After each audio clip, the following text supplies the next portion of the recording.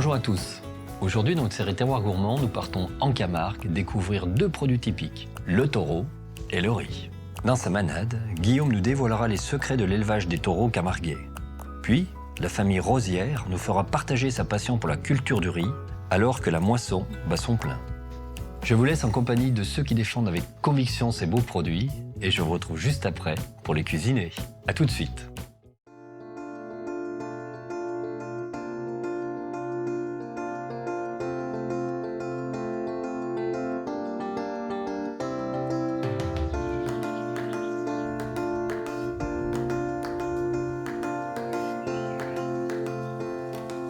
Qui n'a jamais eu vent de ce fabuleux pays battu par le Mistral, brûlé par le sel et le soleil? La Camargue évoque immédiatement cette terre les pieds dans l'eau, aux confins du Rhône et de la Méditerranée. Ces paysages singuliers sont le territoire des taureaux, des chevaux sauvages et des gracieux flamants roses. Enlacé entre les deux bras du fleuve, ce delta d'exception figure parmi les 4 plus grands d'Europe.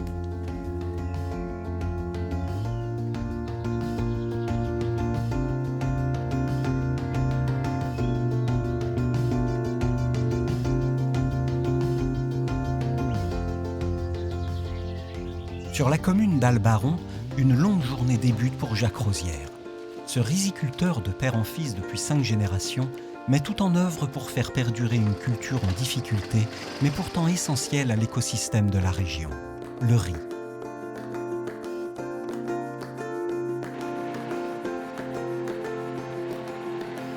Sur l'exploitation des Baumelles, au Sainte-Marie-de-la-Mer, Guillaume Linsolas est manadier. Il élève des taureaux Racco di Bio. Plus connus sous le nom de taureau Camargue, ces bovins à la robe unie noire font partie de l'âme de la culture camarguaise. L'élevage de taureaux de race Camargue, donc c'est une race de bovins déjà qui est très rustique au niveau de l'élevage, qui vit dehors toute l'année, qui vit à l'état sauvage quasiment toute l'année. Après, bien entendu, aujourd'hui, avec un apport de l'homme, du fourrage ou quoi, mais c'est une race qui est quand même très rustique et qui est destinée en priorité à une tauromachie qu'on appelle la course camarguaise, qui est une tauromachie sans mise à mort. Donc c'est vraiment le but principal de l'élevage du taureau de race Camargue. Et après, bien entendu, tous les taureaux n'ont pas la qualité pour aller dans les arènes. Et les taureaux donc, qui ne sont plus destinés à l'arène sont destinés à la consommation donc, de viande avec le label Taureau Camargue AOP. Avant que le manadier ne décide du sort de ses bêtes, les taureaux qui portent alors le nom de cocardier sont essayés dans les arènes jusqu'à l'âge de 8 ans. Il ne faut pas oublier que cette race-là, il y a plusieurs siècles à l'arrière, elle vivait à l'état sauvage. Donc aujourd'hui, il n'y a plus de taureaux sauvages. Tous les taureaux sont élevés par des éleveurs. Mais cette rusticité, au niveau de leur génétique, elle est restée. Donc pour nous, c'est vraiment très, très, très simple à élever. Hein. Encore une. Normalement, c'est de la luzerne qu'on donne quand il y a des périodes un peu plus humides ou l'hiver, parce que c'est beaucoup plus riche que le foin. Donc en période un petit peu comme en ce moment où c'est vachement humide, la nuit, ils adorent ça. Il va nous venir dessus, le débaner. Et on est hors saison de course camarguaise, on est sur la fin, c'est le petit point gourmandise on va dire. Ils adorent les carottes, donc c'est plus pour eux de la gourmandise qu'une nutrition habituelle. Pour moi, c'est l'idéal d'être élevé en plein air, puisque c'est des taureaux qui ont une alimentation très saine. Le bovin se dépense aussi beaucoup, se déplace toute la journée, donc on va éviter cette masse au niveau du gras qui va s'accumuler sur le physique du bovin. Donc c'est des bovins où on aura énormément de difficultés à engraisser, puisque c'est des bovins qui vont produire un effort physique quasiment toute l'année. Et surtout, si vous voulez, il y a un critère qui est très important pour voir le bon état physique d'un taureau, c'est la couleur du poil. Un taureau qui a un poil comme ça, noir, brillant, c'est de très bon augure, ça veut dire qu'il n'y a aucun problème.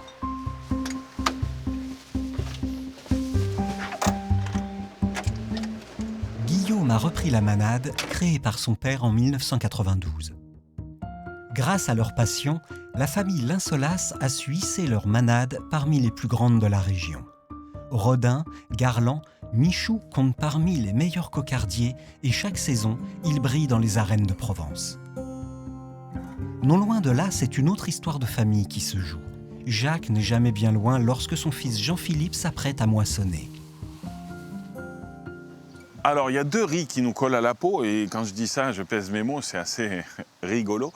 On a le riz rond, bien sûr. On a toujours nos grands-mères qui nous disaient que le meilleur des riz pour faire du riz au lait, c'était le riz de Camargue, ce riz rond, parce qu'il collait un peu. Et puis ensuite, il y a un riz qui a beaucoup marqué la France et la Camargue, c'est le riz rouge qu'on a inventé en Camargue, qui a été créé en Camargue par un chercheur qui avait identifié ces riz naturellement en Camargue, qui poussaient spontanément, et donc qui a su les dompter, les dresser. Et aujourd'hui, on arrive à cultiver des riz rouges particuliers. Ils sont bien sûr complets, mais avec un petit goût de noisette. Ils sont vraiment délicieux.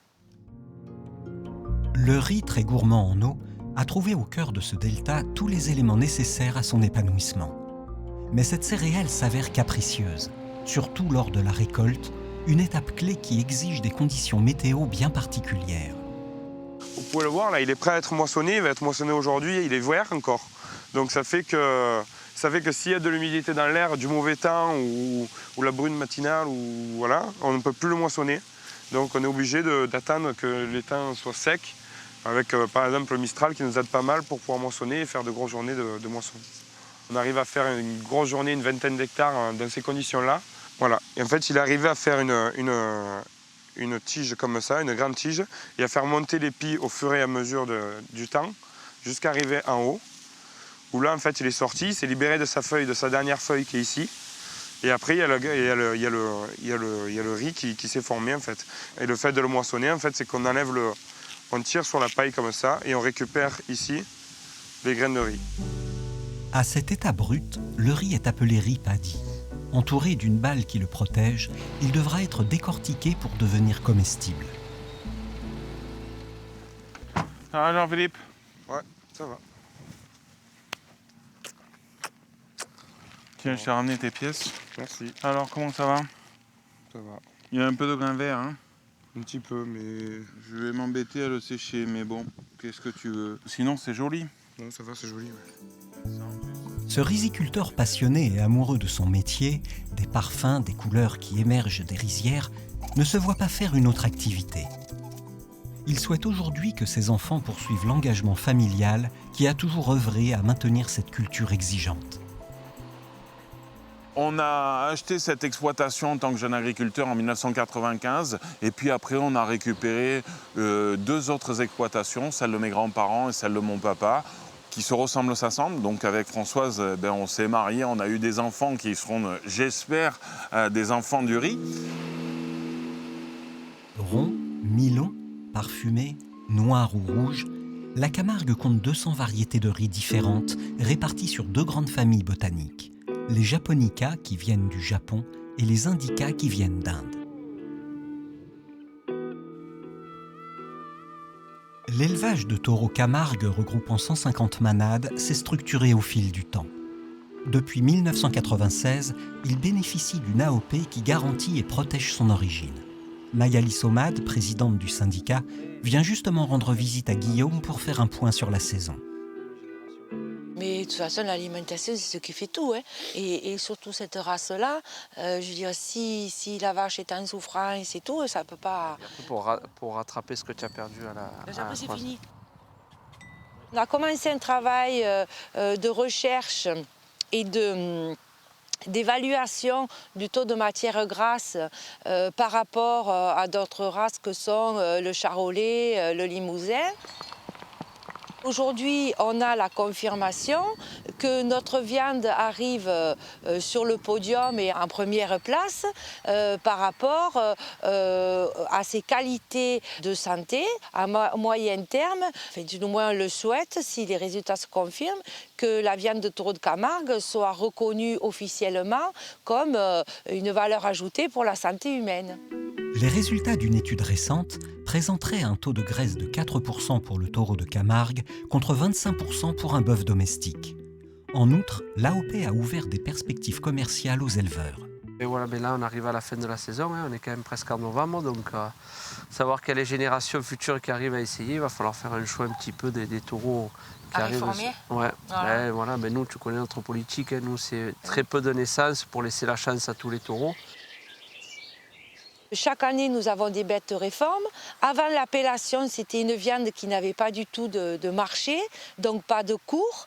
Donc c'est une viande qui était quasiment donnée. Enfin, les éleveurs n'en tiraient quasiment aucun revenu. Alors qu'aujourd'hui, grâce à l'appellation, ça a créé un marché et ça a créé un prix. C'est important pour nous parce que ça donne quand même une porte de sortie qui est non négligeable. Quoi. Je veux dire, c'est, pour les éleveurs, c'est une aubaine d'avoir l'AOP parce que ça permet d'avoir son taureau qui est valorisé. Quoi. Bien sûr. Pour réduire les naissances. Et pour valoriser davantage, Guillaume a choisi de développer l'agritourisme. Chaque matin, ce manadier hyperactif et fier des traditions de sa région organise des visites de son domaine. Allez-y, vous avez nos remorques là.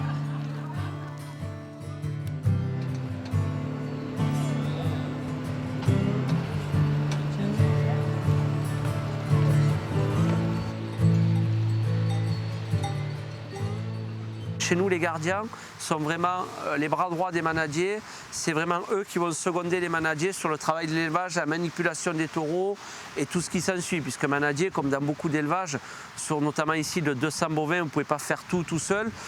Sinon, vous n'allez pas faire du bon travail. Donc après, on a l'aide des gardiens. Donc ce qu'on appelle le gardien professionnel et le gardien amateur qui vient avec son cheval pour aider le manadier bénévolement.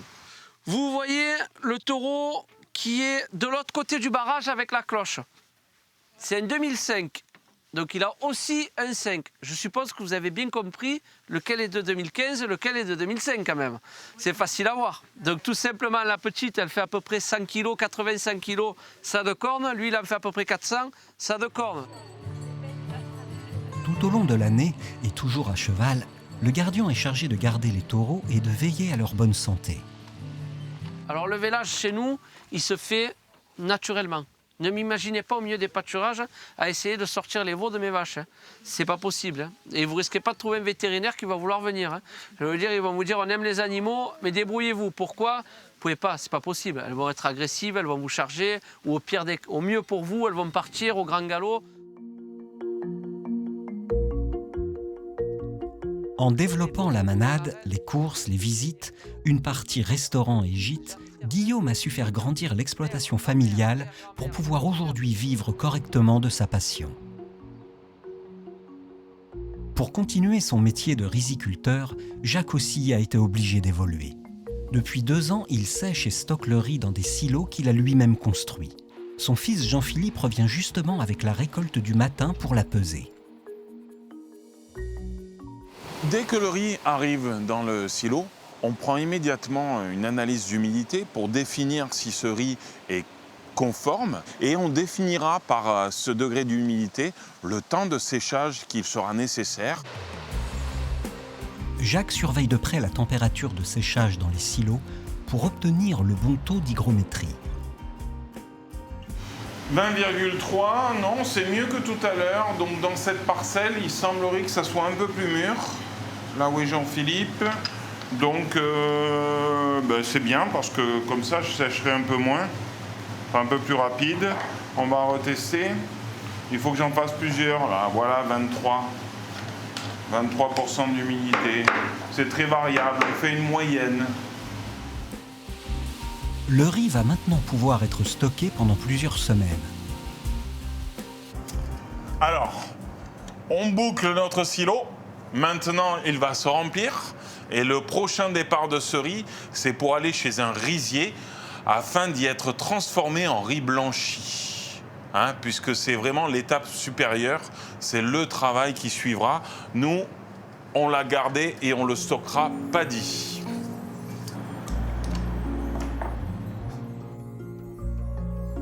Alors que la nuit vient de tomber, le séchoir tourne toujours et Jacques veille au grain. Et dans la nuit, je me réveille pour être sûr de ne pas louper un séchoir. On le voit, un séchoir tous les 12 heures. Si on manque la nuit, on a 50% de son boulot qui est parti en l'air, qui ne sert à rien. Donc c'est dommage. Et la nuit, on est à l'affût, comme la journée. Consciente de cet équilibre fragile avec lequel il faut jongler en permanence, la famille a développé de nouvelles activités autour du riz. Depuis 2 ans, Marine, la fille de Jacques, s'occupe de la maison du riz et accueille des visiteurs curieux de découvrir le produit et le métier. En fait, là, mon riz paddy, il est enrobé d'une carapace blonde qui s'appelle la balle. Et la balle de riz, c'est quelque chose de relativement irritant, un petit peu apparenté à du poêle à gratter. Ça gratte autant que le poêle à gratter. Et c'est surtout aussi dur que de l'écorce de bois. Donc on ne peut vraiment pas manger le riz comme ça. Cette maison pédagogique permet d'expliquer aux petits et grands comment le rizier décortique le riz pour le blanchir. Allez, je mets ma machine en marche. Et comme on dit en Camargue, on n'a pas peur, hein, on craint des gains. Alors, donc là, je vais venir faire passer mon riz paddy dans la décortiqueuse. La balle va se séparer du grain. Voilà. Donc là, j'ai mon riz complet et je vais l'amener dans le cône à blanchir où il va venir frotter plusieurs fois contre la pierre. La peau du riz, frottée et poncée par une pierre de meule à l'intérieur de la machine, va se décoller pour laisser apparaître le grain naturellement blanc.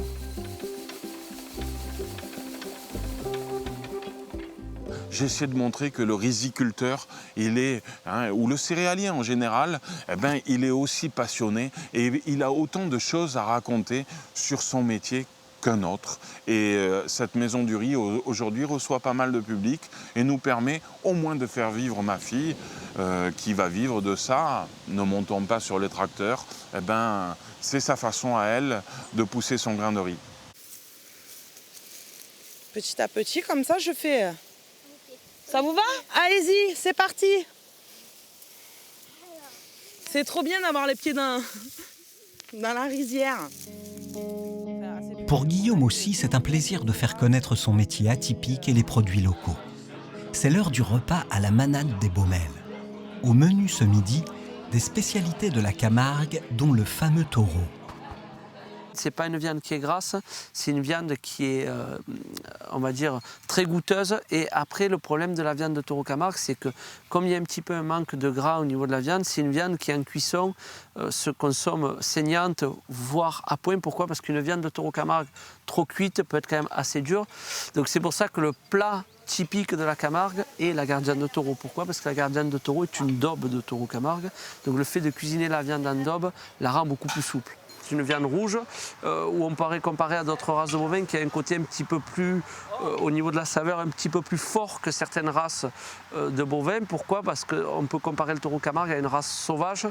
Donc on va retrouver un petit peu sur le goût de la viande le côté sauvage de l'animal. Donc un poil plus fort qu'une race de bovins domestiques. La recette, on le fait mariner le jour avant, les aromates. Et le lendemain, on le fait égoutter, on fait revenir la viande. On remet toute la marinade liée avec de la farine. Et on laisse cuire pendant 4 heures, 4 heures et demie. Doucement net. Il y a un petit peu de 4 épices. Il y a un peu de paprika et la marinade, surtout avec du vin de la région. Ah, ça sent la Camargue. Bon, elle est prête cette gardienne? C'est prêt, quand tu veux. Allez, go, on y va. Allez. Bon appétit. Merci. Merci. L'assiette magnifique. C'est cuit parfait. Et la viande est vraiment très tendre. Moi, ça m'évoque un petit peu un peu comme le bœuf braisé, donc avec une viande très tendre, qui est assez relevée à la fois aussi. Et avec le riz, c'est vraiment un mariage heureux. C'est, comme je disais, c'est un peu la Camargue dans l'assiette entre le riz et le taureau. On le retrouve, ce mariage heureux, vraiment. La gardienne est bonne? Excellent. Ouais. Ah ouais, ça, L'exemple est là. ça c'est la meilleure réponse. Le cuisinier, il est content. Là. Du prêt à l'assiette, il n'y a parfois qu'un pas. Bertrand Mazel, président du syndicat des riziculteurs européens, rend visite à Jacques Rosière pour évoquer les problématiques qui touchent la filière. Je ne sais pas où on en est au niveau des récoltes. On doit être aux 2 tiers ou à la moitié encore? Alors moi, je pense qu'on est à la moitié. Oui, parce qu'il y en a qui n'ont pas commencé. Nous, en France, on a la chance d'avoir une diversité de production qui nous permet d'avoir plein de niches. Notamment, on peut parler des riz colorés, des riz parfumés naturellement, des riz à risotto, des riz à sushi, des riz à cuisson rapide. On a toute la gamme et faute de faire de la grande production, on a intérêt, nous, à aller vers des orientations de riz à niche, on va dire, avec des riz de qualité et des riz d'origine. Eh bien voilà, tu vois, c'est cette nouvelle variété dont je te parlais, là, le Wang, qui a l'air sympa comme tout. C'est un riz ethnique, donc c'est un riz un peu sushi, si tu veux. Et bon, ça peut être un débouché supplémentaire hein, pour nos riz. Qu'à 20 € tonne, si tu es à 25. Depuis 2 ans, le nombre de rizières en Camargue a été divisé par 2. Pourtant, cette culture est essentielle à l'écosystème de la région, car chaque année, avant de semer, les riziculteurs irriguent les terres avec l'eau douce du Rhône. On a une problématique assez simple, il y a une présence de sel dans le sol, et donc la seule façon de désaliniser, c'est d'envoyer de l'eau douce. Si on arrête le riz, au bout de 2-3 ans, le sel remonte, et tous les terrains deviennent stériles, à tout jamais. Devant ce constat, on essaie de crier au secours pour que la riziculture soit de nouveau aidée, on lui a supprimé les aides, et qu'on puisse être concurrentiel tel que le sont les Italiens, les Espagnols en Europe, qui n'ont pas les mêmes moyens que nous, hein, qui sont beaucoup mieux armés que nous pour pouvoir produire et produire moins cher. Et alors, quand je parle de l'Asie, de l'Afrique, des États-Unis ou ailleurs, alors là, les riz... c'est encore moins coûteux de les faire pousser là-bas. Et au bout d'un moment, il va falloir qu'on jette l'éponge, peut-être. Notre métier est en danger. Il faut absolument que les Français comprennent que nos produits, franchement, ils sont vraiment bons, en général, de toute l'agriculture française, et qu'on n'a pas à jeter la pierre à nos agriculteurs. Nos racines nous unissent à cette terre et à son histoire. Notre avenir se construit sur les fondations que nos ancêtres ont bâties. Ainsi, rien n'est le fruit du hasard, tout a du sens et un ordre. Il nous suffit d'ouvrir les yeux, alors le mot avenir devient espoir. Ces mots écrits par Marine Rosière sur les murs de la Maison du Riz font écho à la philosophie et à la démarche de son père Jacques, de Guillaume le Manadier, et constituent peut-être le tournant dans lequel s'engagera demain le monde agricole français.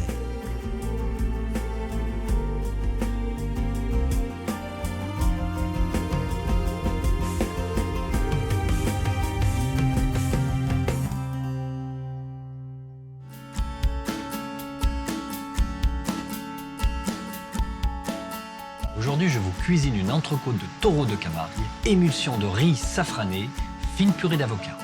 Pour réaliser cette recette pour 4 personnes, il vous faudra 4 entrecôtes de taureau, 40 g de beurre, 20 g d'huile d'olive, une branche de thym, une feuille de laurier, 100 g de riz de Camargue, 430 g d'eau, 170 g de lait entier, 65 g de crème épaisse, 20 g de vinaigre de riz, une prise de safran en poudre, sel et poivre du moulin, une prise de piment basque, 2 à 3 avocats bien mûrs, un citron vert, du sel, 4 oignons grelots, 30 g de sucre, 80 g d'eau, 10 g de jus de betterave rouge, 60 g de vinaigre blanc. Pour les pickles d'oignons, la veille, épluchez les oignons puis les taillez en lamelles de 2 mm d'épaisseur environ, réservez.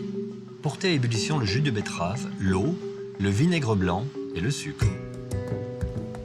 Versez le mélange bouillant sur les oignons puis laissez mariner une nuit au frais. Pour l'émulsion de riz safrané, faire tremper le riz dans l'eau dans une casserole pas trop large pendant 30 minutes. Porter à ébullition et cuire 12 minutes à petit bouillon. Mettre le riz dans un bol mixeur, verser le lait et la crème, puis mixer le plus finement possible. Terminer avec le vinaigre de riz, rectifier l'assaisonnement, puis ajouter le safran et passer au chinois étamine. Versez le tout dans un siphon, puis ajouter une cartouche de gaz. Réservez de préférence au frais. Pour la purée d'avocat, taillez les avocats en 2 dans la longueur, puis retirez le noyau. Pour enlever le noyau facilement, plantez votre couteau au centre de l'avocat et faire un quart de tour. À l'aide d'une cuillère à soupe, ôtez la chair. Pressez un demi-citron vert. Faites rouler le citron sous la paume de votre main en le pressant légèrement afin de casser les fibres. Assaisonnez de sel et de piment, puis mixez le tout finement. Réservez en poche à pâtisserie au frais. Pour les entrecôtes, assaisonnez de sel la viande, puis déposez l'entrecôte dans une poêle chaude avec un filet d'huile d'olive. Laissez colorer 1 minute chaque face et ajoutez le beurre, la branche de thym et la feuille de laurier. Cuire l'entrecôte 2 minutes en inclinant la poêle, puis arrosez la viande de beurre en la retournant de temps en temps. Débarrasser sur un papier absorbant, puis laisser reposer 5 minutes. Pour le dressage, taillez la viande en 2 ou 3 morceaux. Dans l'assiette de votre choix, effectuez un gros point de purée d'avocat et l'étalez à l'aide d'une spatule. Ajoutez quelques points de purée, puis déposez les rouelles d'oignons. Disposez harmonieusement la viande. Rehaussez de quelques points d'émulsion de riz de Camargue safrané. Terminez enfin par quelques pousses d'herbe et une pincée de fleurs de sel. Je vous souhaite une très belle dégustation et je vous dis à très vite.